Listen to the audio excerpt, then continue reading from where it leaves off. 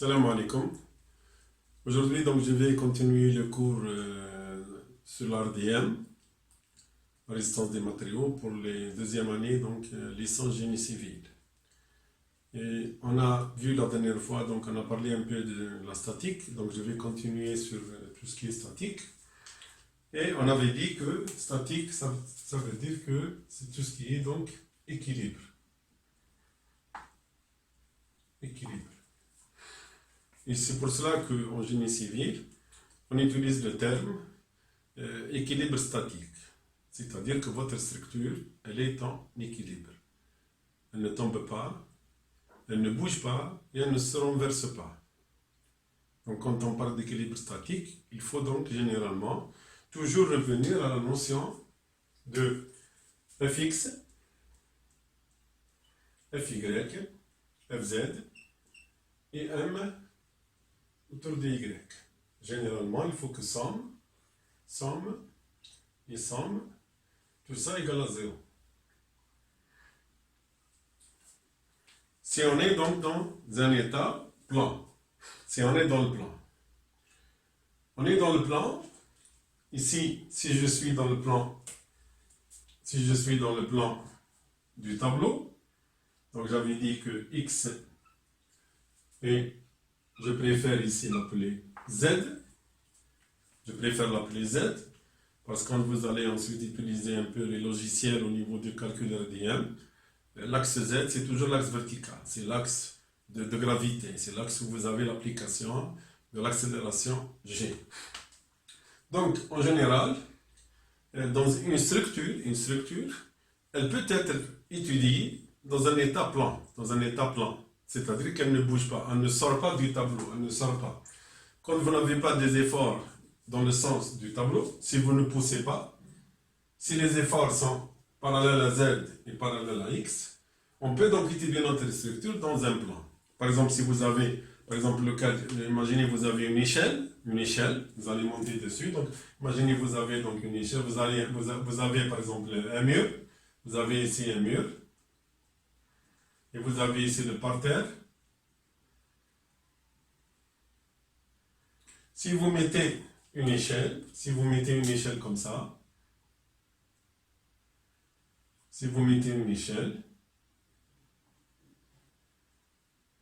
et que vous allez monter dessus,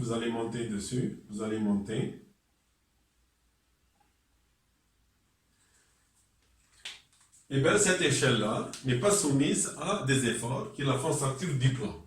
Donc elle va rester dans le plan, Si vous avez par exemple une poutre,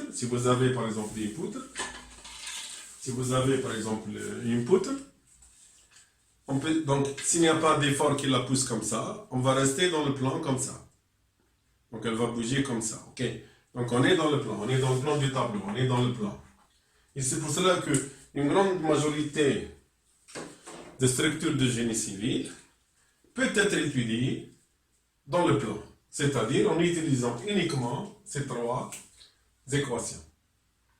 C'est-à-dire que somme des forces selon x égale à 0, donc elle ne bouge pas selon x. Somme des forces selon z aussi, elle ne bouge pas. Et la rotation autour du y, ça c'est l'axe y, qui est perpendiculaire. Elle ne tourne pas, il n'y a pas de rotation. C'est les seules équations qui nous permettent donc de certifier, donc de prouver et de certifier que notre structure est en équilibre. Donc si je suis dans une structure plane, si ces trois équations sont vérifiées, eh bien je dirais que ma structure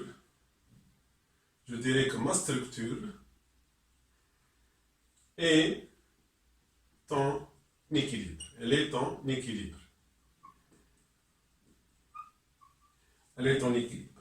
Ça, c'est tout ce qui est donc état d'équilibre plan. Donc, à partir de là, on va essayer de travailler avec des exemples simples pour comprendre dans le plan. Donc, je vais traiter des poutres. C'est la structure généralement la plus importante dans le génie civil, c'est les poutres en général. Vous allez trouver beaucoup de poutres en général. Une poutre peut être représentée par, voilà, Ça peut être une poutre. Ça peut être une poutre. C'est l'équivalent d'une poutre. OK? On a vu aussi qu'on peut la mettre comme ça aussi. C'est plus résistant vis-à-vis de la flexion. Donc c'est plus résistant par rapport à comme ça. Parce que l'inertie, elle est beaucoup plus importante ici.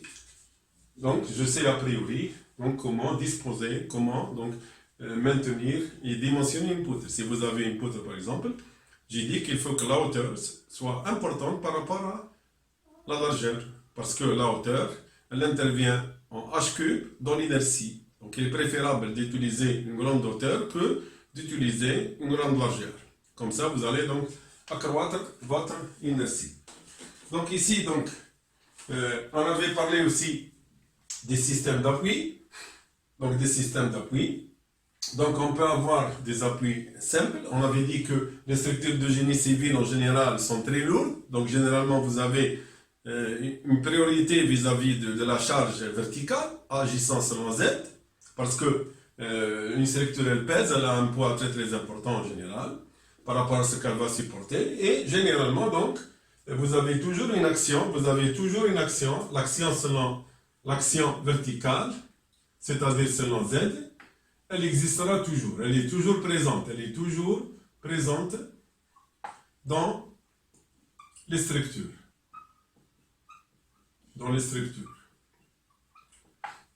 Que ce soit le poids de la poutre elle-même, ou bien que ce soit les personnes qui vont occuper, par exemple, ce bâtiment, par exemple moi et vous, nous avons un poids, donc on agit verticalement. Un camion, par exemple, qui passe sur un pont, c'est un poids, il agit verticalement. Donc généralement, l'axe G, l'axe Z, c'est l'axe très très important, parce que vous avez l'accélération G qui agit, Et c'est pour cela que j'ai dit aussi qu'il ne faut pas parler en termes de masse, il est préférable de parler en termes de poids. Ici, nous sommes en force. Donc, on avait dit que la masse, c'est un scalaire, elle n'a pas de direction. La direction, généralement, c'est la force. Ici, donc, nous avons besoin de direction, donc on parlera de force. En général, la force, elle est égale à M multiplié par l'accélération. Et je sais que l'accélération dans le cas des poids, donc la force de F est égale à M G en général, elle est égale à mg. Et on essaiera toujours, on va essayer donc de nous familiariser avec des unités. Donc je vais parler en général, on va parler d'unités. En général, on va utiliser le système, ce qu'on appelle le système SI. Donc c'est le système international. On va parler de système international. C'est des unités, généralement, c'est les unités, généralement, doivent répondre à des unités qui sont utilisées dans le monde entier. Et on va essayer de se familiariser avec ce type d'unités qui appartiennent au système SI. Essayez aussi avec vos enseignants de ne pas utiliser d'autres que le système SI. Comme ça, vous allez bien les manipuler, bien apprendre à les manipuler. Ne pas utiliser plusieurs types de systèmes d'unités. Il est préférable d'utiliser une seule unité. En général, c'est le système SI. Le système SI, donc, il différencie entre les masses et les forces. Donc, il n'utilise pas les tonnes comme force. Une tonne, pour lui, c'est une masse. 1 kilogramme, c'est une masse. Une force, c'est mg. Et là, donc, je vais parler, déjà, nous avons donc deux unités principales. Deux unités principales en général. Donc, nous avons l'unité masse, et l'unité force. Et je sais que la force est égale à m par l'accélération. Et comme les forces dans les structures sont dues au poids, aux masses en général, donc ici l'accélération, ce n'est autre que c'est égal à mg. La majorité des forces dans le génie civil sont dues aux masses. Ils sont dus à notre masse aussi. Quand on est utilisateur, ils sont dus à notre masse. Ils sont dus à la masse du camion qui passe aussi. Donc tout est traité par les masses en général. Bon, il y a d'autres actions, il y a le vent par exemple, il y a par exemple le séisme, mais en général la plus grande partie des forces, généralement c'est des poids, c'est des poids. C'est pour cela que ce sera mg. Donc au niveau du système international, généralement on utilise soit le kilogramme, ou bien soit la tonne, ou bien la tonne. Ok. Donc dans le système international, nous utilisons le kilogramme ou bien la tonne. Bien sûr, en génie civil, le kilogramme c'est très petit. En génie civil, en général, le kilogramme c'est très petit. L'unité la plus utilisée, c'est la tonne en général. L'unité la plus utilisée dans le génie civil, c'est la tonne parce que les poids des éléments, un bâtiment en génie civil, un camion, généralement, ça pèse beaucoup. Et si on utilise les kilogrammes, nous allons avoir donc beaucoup de zéros. Okay, si vous avez un camion, par exemple, de 20 tonnes, si vous avez un camion de 20 tonnes, ce sera donc 20 000 kilogrammes. Je sais que une tonne, elle est égale à 1000 kilogrammes. Donc là, je vais avoir beaucoup de zéros, beaucoup de chiffres donc à traiter. Donc, il est préférable d'utiliser donc la tonne. Maintenant, si je viens vers la notion de force, bien sûr la notion de force, donc je vais avoir, c'est égal à mg, donc ce sera mg. mg donc, ce sera, soit j'utilise ici le kilogramme, soit que j'utilise la masse en kilogrammes. G, c'est des mètres, c'est une accélération, mètres par seconde au carré, c'est 10. On peut l'arrondir à 10 mètres par seconde au carré. Et généralement, donc, j'aurai donc mg, 1, si je prends par exemple 1 kg, donc 1 kg multiplié par g qui est égal à 10 mètres par seconde au carré, j'aurai donc généralement 10 newtons. Donc je rentre dans la force ici, je rentre donc 1 kg multiplié par g me donne une force de 10 newtons. Ok. Et c'est pour cela que je dis c'est très petit. Si je vais vers les newtons encore, c'est très petit encore. Ici j'utilise la tonne, donc ce sera la tonne multipliée par g, qui est égal presque à 10 mètres par seconde au carré. Et je sais que la tonne c'est 1000 kg, donc je vais avoir une force, donc ici je vais avoir 1000 kg multiplié par 10, ce sera égal à 10 000 newtons. Et on peut donc ici utiliser, je peux enlever tout ça et aller vers le kilo. Donc je vais avoir 10 kilo newton en général, 10 kilo newton. Ok, 10 kN. Donc je peux. Donc il est préférable donc, de travailler avec ces notions-là. On a vu aussi que la notion de contrainte aussi, comme par exemple dans les éléments soumis à la compression simple, on avait déjà vu que la contrainte c'est égal à l'effort divisé par la surface. Et donc en utilisant l'effort, l'unité de contrainte en général c'est le MPa. L'unité de contrainte on vient, donc c'est le MPa. Donc l'unité de contrainte. Et l'MPa c'est quoi? L'MPa en général c'est des méganewtons, c'est des méganewtons divisé par mètre carré. Donc je peux passer ici du kilonewton vers le méganewton. Ce sera donc 0 divisé, ici c'est 1000, la différence c'est les 1000. Kilo, donc vous allez avoir les 100 unités, les 100 newtons, ensuite kilonewton, donc c'est 1000. Ensuite, méganewton, c'est 1000 fois 1000, donc 10 puissance 6, c'est le méga. Et on peut aller vers le giga, donc c'est 1000 fois 1000 fois 1000, donc 10 puissance 9. Donc maintenant, ça devient très simple. Et généralement, le MPa, donc c'est des méganewtons, donc ici divisé par 1000, j'aurai donc c'est 0,010 méganewtons. Ok, donc ça va me donner 0,010 méganewtons. Et en divisant ça par la surface de ma section, je peux donc aller vers des contraintes qui sont définies en MPa. Donc ça, en général, c'est ce qu'on appelle le système SI, le système international. Donc on va essayer donc de se familiariser. Donc je vais toujours utiliser donc ce système-là. Je vais toujours utiliser pour tout ce qui est force, donc kilonewton, et tout ce qui est masse, donc je vais utiliser de préférence la tonne. Je vais utiliser la tonne, comme ça la tonne multipliée par G, ça va me donner directement les kilonewtons. Ok. Si je reviens maintenant vers toujours, donc je vais revenir vers la notion du statique. Je vais revenir donc vers les forces et les réactions. Les forces et réactions. Donc on avait dit que on peut avoir donc plusieurs systèmes de fixation. On peut avoir plusieurs systèmes de fixation. On peut avoir par exemple, comme j'ai dit, un appui donc fixe. Un appui qui est fixe. Un appui qui est fixe. Au niveau rotation ici, donc elle est permise. Et donc je vais avoir ici deux réactions. Je vais avoir une réaction RZ, puisqu'ici c'est Z, et ici c'est X. Et je vais avoir aussi une réaction RX.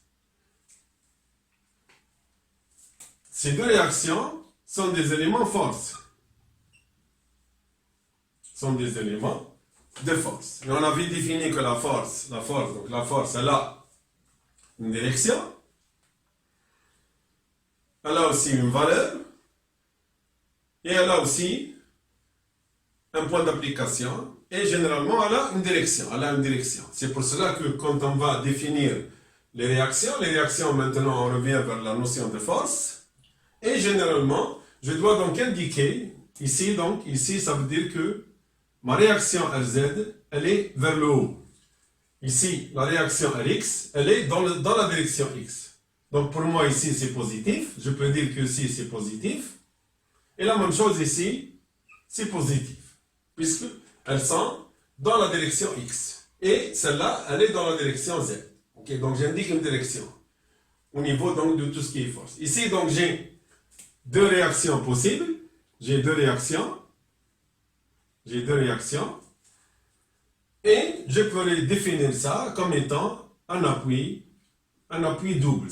Ça, c'est un appui double.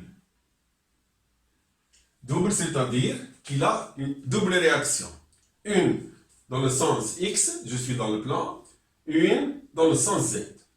On peut aussi, comme j'ai dit, avoir un appui avec des patins, voilà, comme ça. Donc cet appui-là, il peut bouger dans cette direction-là, parce qu'il va tourner autour des patins. C'est comme les patins. Donc qu'est-ce que j'ai ici? J'ai uniquement une réaction verticale, c'est-à-dire RZ. Donc j'ai une seule réaction ici, c'est RZ, qui va empêcher donc mon élément de tomber, et on peut définir ça comme un appui. C'est un appui simple.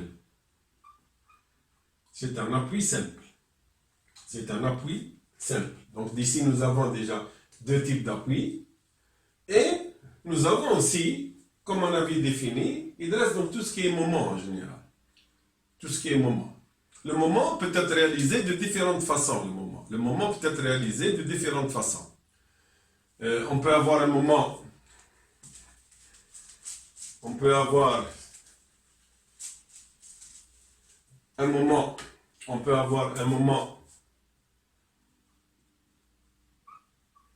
qui est dû à un couple,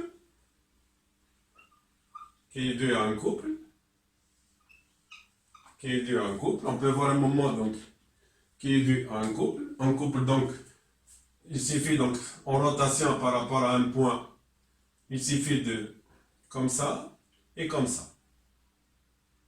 Donc ça c'est un couple. C'est-à-dire que vous avez deux forces, F égale à F, et qui tournent autour d'un point. Si vous faites comme ça, vous allez faire tourner, donc vous allez faire tourner comme ça, Donc nous avons une rotation, donc c'est un moment. Donc c'est une rotation, c'est un moment. Par exemple, un robinet, quand vous ouvrez un robinet, vous allez faire ça. Vous allez exercer sur la vanne un couple. Ok, donc c'est un couple. On peut avoir aussi, donc ici c'est un moment qui est dû à un couple. On peut avoir aussi un deuxième type de moment. C'est un moment dû à une force. Il est dû à une force. Bien sûr, la force ne suffit pas. Il faut qu'il y ait donc une distance de telle manière à avoir le bras de levier, ce qu'on appelle le bras de levier. Donc il me faut une force plus un bras de levier qu'on définit par Z. Si je prends par exemple cette poutre-là, pour la faire tourner, donc je peux exercer, je peux la faire comme ça. Donc j'exerce quoi ici? Donc c'est une force, et par rapport à ce point, donc c'est un bras de levier. Où est maintenant le bras de levier? La distance entre rotation et le point d'application de l'effort. Si je l'applique ici, voilà, le bras de levier il est ici. Okay. Donc on peut avoir aussi une force, un moment qui est appliqué par force par bras de levier. Et on peut aussi avoir un moment, on peut avoir un moment, c'est-à-dire où il n'y a pas de force, il n'y a ni couple, ni force. Et généralement, c'est ce qu'on appelle le moment d'encastrement. Le moment dû à un encastrement. Dû à un encastrement. Dû à un encastrement. L'encastrement, c'est quoi? C'est mettre quelque chose dedans. Je vais encastrer quelque chose dans quelque chose. Donc, je vais la mettre à l'intérieur. Je vais la fixer dans quelque chose. Si, par exemple, voilà, je vais prendre un exemple, par exemple, des murs. Un exemple de mur. Si je prends, par exemple, un mur, si je prends un mur, voilà, si ça, c'est un mur, en béton armé, mur, par exemple, en béton armé, et que je veux encastrer, par exemple, cette poutre-là, je veux l'encastrer, que je vais faire? Je vais creuser ici, je vais faire un trou au niveau du mur. Je vais faire un trou au niveau du mur. Donc je vais faire un trou. Et ensuite mettre ma poutre. Ensuite venir mettre ma poutre ici. Et elle ne peut plus tourner. Donc elle ne peut plus tourner. Voilà, vous pouvez voir qu'elle ne peut plus tourner parce qu'elle est encastrée. Donc si ma poutre est ici, si ma poutre sera mise à l'intérieur, voilà, et bien, elle ne peut plus tourner. Vous allez avoir ici, un moment, vous allez avoir ici, ce qu'on appelle, c'est un moment, vous allez avoir un moment, donc vous allez avoir un moment d'encastrement. Un moment d'encastrement. Un moment d'encastrement. En plus, bien sûr, vous allez avoir la réaction, et plus l'autre réaction aussi, plus l'autre réaction. Donc vous allez, qu'est-ce qu'on a ici? On a R, Z, nous avons aussi R, X, et nous avons M tout court. On peut l'appeler soit Y, soit M tout court, parce qu'on est dans le plan. Donc on va tourner dans le plan, donc c'est sûr qu'on va tourner par rapport à Y. Mais généralement, on ne le met pas, parce que c'est intuitif, on le connaît déjà. Donc généralement, et donc ici, qu'est-ce que nous avons? Nous avons trois réactions. Nous avons, c'est-à-dire avec un encastrement, j'ai créé trois réactions, Rx, Rz et le moment. J'ai fait trois choses à la fois. Ici, donc je peux en un seul point, je peux assurer l'équilibre. Avec un seul point, si j'ai un encastrement, avec un seul point, je peux assurer, somme de fx égale à 0, somme de fy égale à 0, et somme de my égale à fz égale à 0, et somme des my ou bien m, somme de m égale à 0. On peut donc assurer un équilibre si je fais un encastrement. Si je ne fais pas d'encastrement, eh bien, si avec une seule, je ne peux pas. Je suis obligé, donc, comme j'ai dit la dernière fois, d'avoir deux. Et là, donc, la représentation de tout ça, la représentation, par exemple, pour un élément vertical, je vais faire ça. Je vais faire ça. Ça veut dire quoi? Voilà, si je fais ça, ça veut dire ça représente, ça, c'est la présentation d'un encastrement. C'est la présentation d'un encastrement. C'est-à-dire ici, vous avez ici la réaction R, Z, vous avez la réaction R, X, et vous avez aussi le moment. Vous avez aussi le moment que je peux, comme j'ai dit, le définir par y ou bien carrément n. Carrément n. Donc ici, c'est les trois spécifications d'appui que nous avons. Donc généralement, dans les appuis, nous avons soit des appuis simples, soit des appuis donc simples, donc il peut bouger comme ça, mais pas comme ça. Je mets des patins, donc il peut bouger. Voilà. Si je mets des patins, il peut bouger. Donc, mais comme ça, il ne peut pas bouger, mais comme ça, il bouge. Ok. Donc ça, c'est un appui simple, uniquement dans le sens Z. Un appui double, donc il ne peut pas bouger ni comme ça, ni comme ça. Donc je vais avoir RZ et RX, donc c'est un appui double. Et je peux avoir carrément un encastrement. Et là, donc, vous allez avoir trois réactions. Vous allez avoir le moment, Rx et Rz. Ok. Maintenant, donc, je vais, donc après avoir défini donc, tout ça, après avoir défini donc, les types de réactions, je vais parler un peu, toujours, donc on va rester toujours dans le plan. On va rester toujours dans le plan. C'est-à-dire Fz, ou bien Rz, Rx et My ou bien M tout court. Donc ici, j'ai en général combien d'équations? J'ai trois équations. J'ai trois équations.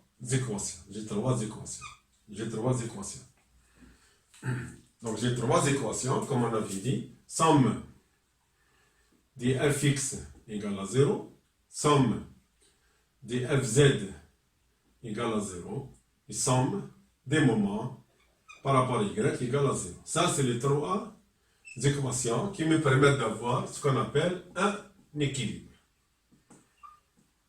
Un équilibre, ce qu'on appelle l'équilibre statique. Un équilibre statique. Comme l'a défini déjà Newton, il a défini dans quelque chose au repos, adressera au point zéro, c'est-à-dire qu'elle ne bouge pas. Bien sûr, ici, cette notion de statique, elle est très très importante. Cette notion de statique, elle est très très importante. Même vis-à-vis, par exemple, de la sécurité. Même vis-à-vis de la sécurité. C'est-à-dire pour marcher sur quelque chose, il faut que dans votre tête, cette chose, ou bien s'appuyer sur quelque chose, il faut que cette chose-là soit ton équilibre. Je vais donner un exemple. Si vous avez par exemple une poutre, qui est appuyée, par exemple, elle est appuyée ici, vous avez un appui ici, un appui ici. Donc elle est appuyée. Supposons qu'elle est appuyée comme ça. Ok, qu'elle est appuyée comme ça. Et vous avez donc ici, je vais définir ça comme étant la travée. C'est une travée. Une travée, donc, c'est un élément poutre sur deux appuis. L'appui A et l'appui B. Et vous avez une partie qui n'a pas d'appui. Cette partie qui n'a pas d'appui, donc ici, je n'ai pas d'appui. Donc, on l'appelle généralement, c'est ce qu'on appelle les consoles. Une console, en général, donc, c'est une poutre qui sort sans appui. On l'appelle des fois aussi elle porte. On l'appelle aussi, elle porte à fond. Elle porte à fond, c'est-à-dire qu'il n'y a pas quelque chose qui la maintient ici. Donc, il n'y a pas d'appui ici, Elle porte à fond, donc, il n'y a pas d'appui à l'extérieur. Ok. Bien sûr, si je vais passer, si je suis quelque part ici, ok, donc le problème ne se pose pas. Mais dès que je passe ici, dès que je viens ici, il y a risque qu'elle va tourner, et il faut ici, c'est sûr, quand elle va tourner, elle va se soulever. Donc ici, je devrais la maintenir, je dois la maintenir par une réaction comme ça. Je dois la maintenir comme ça pour équilibrer la personne ici par rapport au point B. Donc ça, c'est statique, c'est dans ma tête, ça. C'est pour cela que j'ai dit, dans l'introduction à ce cours, j'ai dit que l'ARDM est très très importante, non pas uniquement au niveau calcul des structures, même vis-à-vis de votre sécurité. Et bien, si je veux passer à l'extérieur, il faut que je maintienne cette poutre-là, je la maintienne fixe au sol. Sinon, elle va se soulever et je vais tomber, OK? Et on risque d'avoir ici un accident. Imaginez que vous êtes à une hauteur importante. Des fois, on a besoin de travailler à l'extérieur de notre dalle, par exemple, de notre bâtiment. On fait des choses à l'extérieur. On est obligé de maintenir cette poutre-là, la fixer, et pour qu'elle ne monte pas. OK? Si, par exemple, si vous avez par exemple un mur, si vous avez par exemple, imaginez que vous avez par exemple une dalle, vous avez une dalle par exemple ici, avec un mur en maçonnerie, avec un mur ici, avec un mur, par exemple un mur de hauteur 1 mètre par exemple. Bien sûr, je sais ici, j'ai une réaction ici, le mur est sur la dalle, ici il est cimenté. Donc, il a une résistance aussi comme ça, il a une certaine résistance comme ça. Mais si je m'appuie ici, si je vais venir moi, me mettre ici.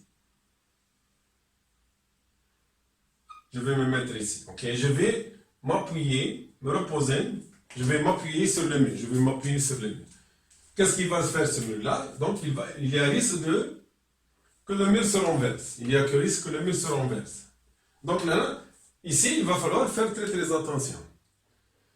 Si vous construisez des murs élevés, sans appui à l'extérieur, quand le vent va frapper, il va renverser le mur. Pourquoi? Parce que le mur n'est pas encastré, il est posé sur le sol, il n'est pas encastré. Si je le pousse, il va tomber. Ok? Ici, nous sommes en réalité devant des problèmes qui doivent être donc réfléchis. Parce que des fois, on trouve beaucoup de choses et qu'il va falloir donc raisonner d'un point de vue RDM. Beaucoup de choses sur le chantier peuvent être réglées donc par une analyse plus ou moins, donc résistance matériaux. Qu'est-ce qui se passe? Si je fais ça, qu'est-ce qui se passe? Donc je maintiens ça, je fais ça. Donc c'est très très important tout ça. C'est très très important. Ok. Donc maintenant, je vais commencer par un exemple simple. Je vais prendre par exemple l'input. Je vais prendre le cas par exemple d'input. Donc je vais prendre l'input. Voilà l'input. Je vais prendre l'input. Et cette poutre-là en général, elle peut reposer sur des appuis. Par exemple l'input sur des poteaux. On peut avoir une poutre reposant sur des poteaux. Alors vous avez un poteau, un autre poteau, et vous avez une poutre qui passe de ce poteau vers l'autre poteau. Bien sûr ici nous allons voir des réactions. Nous devons donc ça peut représenter les poteaux. Ça peut représenter donc le cas de poteaux. Ça peut être des poteaux. Donc les poteaux vont supporter cette poutre-là. Ils vont supporter cette poutre-là. Bien sûr, cette poutre-là, c'est sûr qu'elle supporte une charge. Elle supporte son poids propre, plus les charges, etc. Donc cette poutre-là, c'est sûr qu'elle est soumise à une charge. Donc je vais représenter comme ça. Je vais lui donner aussi un sens, puisque c'est une force. Donc ici, c'est une charge, c'est le poids de la poutre. Ici, donc c'est le poids de la poutre, c'est le poids de la poutre. Donc c'est sûr qu'il est en kilonewton. Et nous avons aussi, c'est une charge qui est le long de la poutre aussi, Elle agit le long de la poutre. Donc c'est une charge que je vais définir comme étant une charge répartie.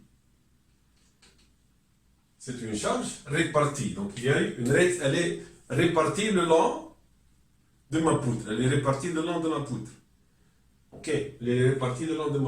Donc je vais ici parler. Donc nous avons ici donc des définitions. Donc c'est le poids de la poutre. La poutre a une charge répartie, puisqu'elle a un poids qui est réparti le long de la poutre. Et généralement, quand on représente une répartition, on représente le poids. Il suffit donc de calculer le poids sur 1 mètre, c'est tout. Il suffit de calculer le poids sur 1 mètre. Donc 1 mètre de ma poutre, donc 1 mètre linéaire de ma poutre, comme il pèse par exemple 1 kN. Il pèse 1 kN. Donc je vais dire que ma poutre, elle supporte donc une charge répartie de 1 kN par mètre linéaire. C'est-à-dire que dans un mètre de poutre, la charge elle est de 1 kN. Donc sur toute la longueur, la poutre va avoir donc une charge totale de 1 mètre multiplié par la longueur totale de ma poutre. Ok. Donc ça c'est à peu près une définition. Si je veux maintenant analyser d'un point de vue statique, si je vais analyser d'un point de vue statique, donc j'ai une poutre avec une charge répartie, que je vais définir comme étant la charge, donc je vais la définir par exemple Q. Q, c'est une charge répartie Q. Elle est, donc nous avons la direction X, on est dans le plan, la direction Y, Z. On peut aussi des fois, bon généralement elle est constante ici, donc je vais la définir Q. Ok, je vais la définir Q. Et je vais voir maintenant combien j'ai besoin de réaction. Ici, ma poutre, comme j'ai dit, elle doit être maintenue pour qu'elle ne tombe pas. Donc automatiquement, je vais avoir une réaction. C'est une réaction, elle est donc contraire à l'action, puisque Q, elle agit comme ça, elle agit vers le bas. Donc la réaction, elle sera vers le haut. Est-ce que c'est suffisant? Combien ici? Donc j'ai R. Je vais définir ça comme étant l'appui 1. Donc je vais avoir R1, Z. R1, Z. C'est-à-dire c'est la réaction 1 au niveau 1 appui dans la direction Z. Ok. Généralement, nous avons là-bas un deuxième poteau. Donc j'aurai aussi une réaction. Si ça c'est le poteau par exemple 2, je vais avoir aussi une réaction dans Z au point 2, toujours Z. Donc j'ai combien? J'ai une réaction, j'ai une deuxième réaction. Bien sûr, ces deux réactions doivent me satisfaire ces trois équations d'équilibre. Généralement, deux réactions. On ne peut jamais, avec deux réactions, vérifier trois équations d'équilibre. Il faut que vous ayez ici, à la limite, trois réactions. Il faut que vous ayez trois réactions. Ok, on peut voir ici, somme des fx. Somme des fx n'est pas vérifiée. Parce que je n'ai pas mis de force dans la direction x. Et même Q n'agit pas, elle agit selon z. Mais Q n'agit pas selon x. Et somme des fx doit rester. Donc si je vérifie en général, je vais trouver que ici, je vais trouver que je n'ai pas besoin de réaction ici. Mais notre équilibre reste ici, nous sommes devant un équilibre instable, il est instable. Si par exemple, si quelqu'un fait bouger la poutre dans une direction, elle va tomber. Si la poutre bouge un peu, par accident, elle risque de tomber. Parce qu'elle n'est pas maintenue dans le sens X, malgré que c'est égal à 0, mais il doit exister cet appui-là. Donc généralement, je dois aussi la maintenir par rapport AX, c'est-à-dire j'aurai R1, X. Je dois mettre la réaction, malgré que je vais trouver qu'elle est égale à 0, mais je dois la mettre parce qu'il y a risque que la poutre bouge, et quand elle bouge, donc si elle n'est pas maintenue, elle peut bouger. Elle peut bouger, on sera donc en déséquilibre. Nous sommes, ici, dans ce cas-là, par exemple, nous sommes dans ce qu'on appelle dans un équilibre. C'est un équilibre, ça peut être, c'est un équilibre, mais il est instable.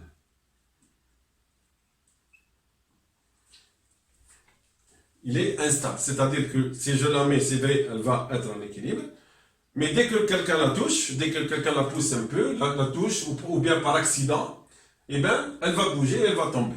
Si elle sort de cet appui-là, elle va tomber. Donc, c'est obligé de, généralement, on peut être en face d'un équilibre instable, parce que l'équation n'y est pas. Et vous allez avoir ici R1 et R2, donc ils vont assurer somme des Fz égale à 0.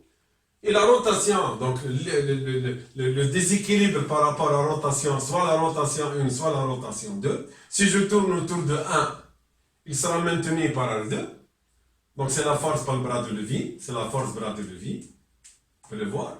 Et s'il tourne autour du point 2, c'est R1 par le bras de levier, par le bras de levier. Donc on revient là, on revient au moment, si je tourne autour de ce point, le moment qui sera créé, donc ici il peut être équilibré par R1Z, donc c'est un moment, R1Z multiplié par, ici je vais définir ça comme étant L, la distance entre appuis, je vais la définir par L. Et c'est ce qu'on appelle la portée en général. La portée, c'est la portée. Portée entre deux points. Cette poutre-là, elle est portée entre deux points. Et ces deux points d'appui, la distance entre ces deux points, c'est ce qu'on appelle la portée. Si vous avez deux poteaux ici, eh bien, la distance, la portée, c'est la distance entre les deux axes des poteaux. Ici, donc, ici, nous avons donc un moment qui est créé. Ce n'est pas un couple, ce n'est pas un moment d'encastrement, mais c'est un moment force par bras de levier. Donc ici, c'est pour cela qu'il me faut en général des forces ici. C'est ce qu'on fait en général ici. Ok. Donc si j'ai deux réactions, uniquement deux réactions, si Rx n'existe pas, donc je vais avoir deux réactions. Je vais avoir donc deux réactions. Deux réactions pour combien? Pour trois équations. Ici, donc, l'équilibre n'est pas assuré. L'équilibre n'est pas assuré. Soit qu'il n'y a pas d'équilibre en réalité, soit que c'est un équilibre, mais qui est instable. C'est un équilibre instable. Parce que ici, j'ai deux réactions, mais j'ai en général ici trois équations. Et lorsque, ici, par exemple, si je mets, par exemple, si je mets deux appuis simples ici, si je mets deux appuis simples, eh bien, cette poutre-là, elle est instable. Dès que quelqu'un la touche, elle va tomber. Ok? Et nous sommes dans un équilibre instable. Ou bien, non-équilibre totalement. Ok? Donc ici, si je veux assurer l'équilibre, il faut que j'aurai donc généralement trois réactions pour pouvoir donc vérifier ces trois équations. Ici, dans le cas où vous avez uniquement deux réactions, pour trois équations, eh bien, généralement, on est en hypo. On est en hypo. Hypo, c'est moins. D'accord? Hypoglycémie, hypotension, donc c'est quelqu'un qui est très très basse. Ok, donc on est moins. On est en hypo, généralement, statique. En hypostatique, ça veut dire que l'équilibre n'est pas assuré. Il n'y a pas d'équilibre. Les équations d'équilibre ne sont pas vérifiées. Et ici, votre équilibre, donc, il est non vérifié. Il est non vérifié. Donc, je suis obligé, donc, pour résoudre le problème de l'équilibre ici, je suis obligé de faire ici un double appui. Donc là, je vais avoir R1Z et R1, donc X. Et je vais avoir combien ici? Maintenant, j'ai trois réactions. J'ai trois réactions. J'ai 1, 2 et 3. Donc j'ai 3 réactions qui sont inconnues, je ne les connais pas, avec 3 pour 3 équations. Donc ici, c'est égal. C'est égal. OK. Ici, c'est égal.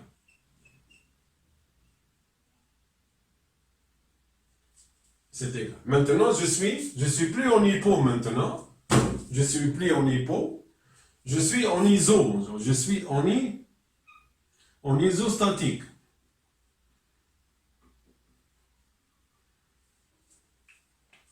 Iso, c'est une ressemblance. Iso, ça ressemble, c'est-à-dire. Ici, donc, j'ai 3 réactions inconnues que je ne connais pas. Pour 3 équations d'équilibre que je dois vérifier. Et plus 3 et 3, je suis en iso. Donc, c'est équivalent. C'est équivalent. Ici, je suis en isostatique. Ça veut dire que je peux résoudre, je peux calculer, c'est-à-dire ici, je suis en iso. C'est-à-dire, j'ai 3 réactions. J'ai 3 réactions. J'ai 3 réactions à calculer. J'ai 3 réactions à calculer. En utilisant avec 3 équations. Avec 3 équations. Donc, ce qui est équivalent. Et je peux le faire, puis j'ai 3 inconnus et 3 équations, mathématiquement. Donc, le problème peut être, ce problème-là, il peut être résolu. Et je suis en isostatique. Je suis en isostatique. Donc, toute structure, pour qu'elle soit équilibrée, il faut que je sois pas en hypostatique. OK. Si maintenant quelqu'un veut, par exemple, faire un double appui sur les 2 côtés, un double appui. Donc, automatiquement, qu'est-ce qu'il va y avoir ici? Je vais avoir aussi R2Z et je vais avoir aussi une autre réaction R2X aussi. OK, donc ici, j'ai double appui. Donc ici, j'ai 2 réactions, R1X et R1Z. Et ici, j'ai R2X et R2Z. OK. Donc ici, ma poutre, au contraire, elle est plus stable. D'un point de vue stabilité d'équilibre, elle est plus stable, elle est plus en équilibre. Si par malheur, R1X disparaît, casse par exemple, et bien vous allez avoir R2X qui va maintenir. Parce que généralement, j'ai besoin de 3 réactions. Ici, j'ai 4 réactions. Donc, c'est un plus. Donc, si c'est un plus pour l'équilibre aussi. Parce que si, comme j'ai dit, R1X n'existe plus, et bien R2X va assurer la stabilité. S'ils existent, si les 2 réactions existent, ils vont assurer les 2 la stabilité. Si un ne va plus exister, la stabilité est toujours assurée. Ce n'est pas vrai dans le cas de R1 et R2. Ce n'est pas vrai parce que vous allez avoir un moment. C'est un moment. Donc ici, dès que j'enlève R2, elle va tourner. Donc il y a un problème d'équilibre. OK. Donc en général, le nombre d'équations ici, avec le nombre comparativement au nombre de réactions, donc j'ai combien? J'ai 4. Ici, j'ai 4 réactions. Maintenant, j'ai 4 réactions. J'ai 4 réactions pour 3 équations. Donc ici, ça devient 4 réactions à calculer avec 3 équations. Mathématiquement, c'est impossible. C'est impossible avec 4 inconnus. Si vous avez 4 inconnus, et avec 3 équations, c'est l'équation d'équilibre, et bien vous ne pouvez plus résoudre ce problème. Donc il sera non résolu. Le problème ne peut pas être résolu. Donc, c'est vrai, nous sommes dans la sécurité, nous sommes beaucoup plus en sécurité. Donc, ici, puisque le nombre hypo, donc c'est moins, les réactions sont moins que les équations. Iso, c'est la même chose. Et Ensuite, on va rentrer dans ce qu'on appelle l'hyper. Donc l'hyper, la même chose, c'est l'hyper statique. C'est-à-dire ici, c'est l'hyper, ça veut dire c'est plus. Hyper tendu, hyper nerveux, hyper intelligent, donc il a une intelligence plus importante, il a une tension plus grande, ok? Donc généralement, l'hyper, pourquoi hyper? Parce que le nombre de réactions, c'est 4, alors que le nombre d'équations, c'est 3. Donc on peut être en hypo, on peut être en iso, et on peut être en hyper. Bien sûr, hypo, donc l'équilibre n'est pas vérifié, donc équilibre ici non, l'équilibre non vérifié.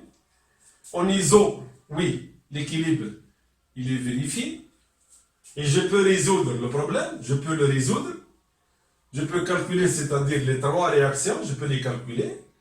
En hyperstatique, oui, c'est oui plus, en hyperstatique, c'est oui plus.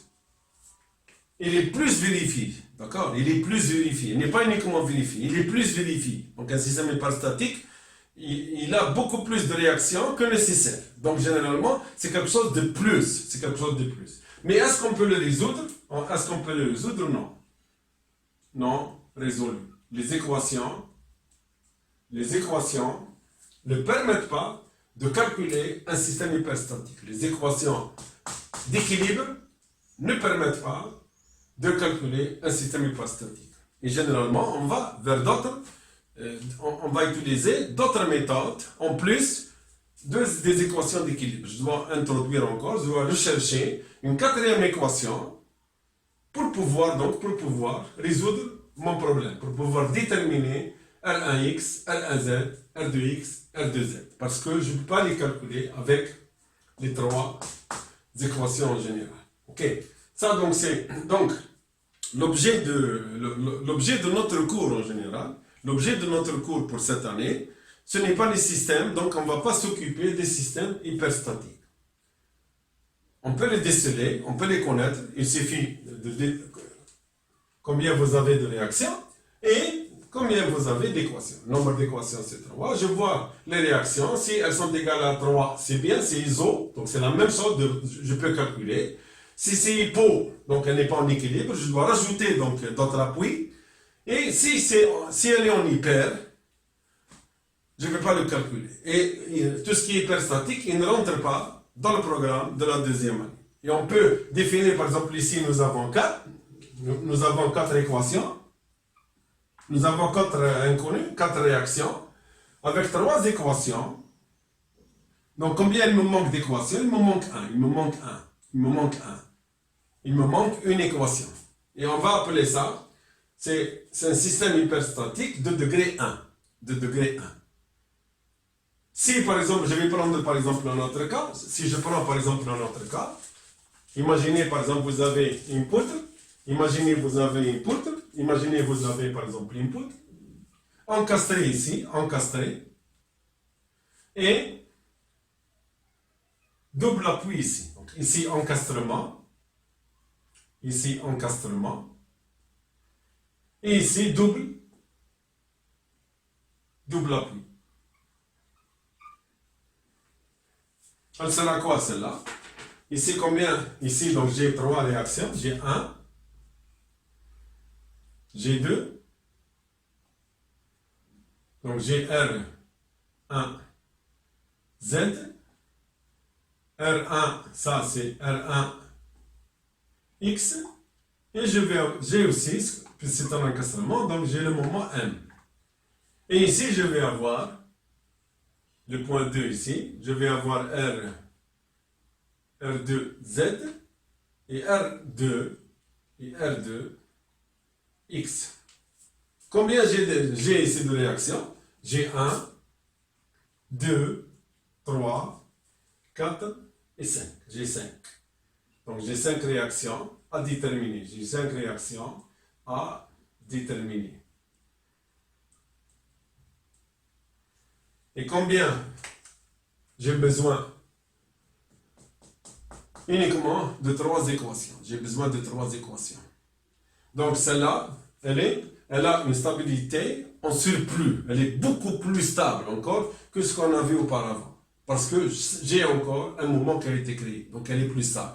Ici, je vois la stabilité. Combien j'ai de stabilité, de degrés de stabilité en plus. Ce sera donc 5 moins 3. Ce sera 5 moins 3, c'est-à-dire 2. Donc c'est un système ici, hyperstatique de degré 2. C'est-à-dire que ma structure, celle-là, elle est plus stable que la structure avec deux appuis. Parce que l'autre, il y avait une seule réaction en plus, c'est-à-dire je suis stable plus ou moins avec une seule réaction en plus. Ici, je suis plus stable avec deux réactions en plus. Donc, ce système est plus stable que celui-là. Donc, un degré d'hyperstaticité en général, il nous indique aussi la stabilité. On peut comparer des systèmes par rapport à ce degré d'hyperstaticité. Ici, j'ai dit que celui-là est plus stable que l'autre parce que l'autre avait 4 réactions, 2 appuis doubles.